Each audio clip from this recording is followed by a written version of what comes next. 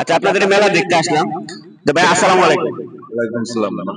জি আলহামদুলিল্লাহ ভালো। তো ভাই আপনার নাম? আমার নাম মোহাম্মদ টুটুল শেখ। মোহাম্মদ টুটুল শেখ, কে দিকে তাকায় বলেন। আচ্ছা, আমি মেলা উপলক্ষে কি আপনাদের দোকানটা বসানো নাকি? আপনার কি প্রত্যেক মেলায় মেলায় দোকানগুলো বসান? বিভিন্ন মেলায় অথবা মাহফিলে মেলাটা বসেন। তারপর এখানে কি কি পাওয়া যাচ্ছে যদি আপনি একটু দেখে বলতেন এবং রেটগুলো বলতেন।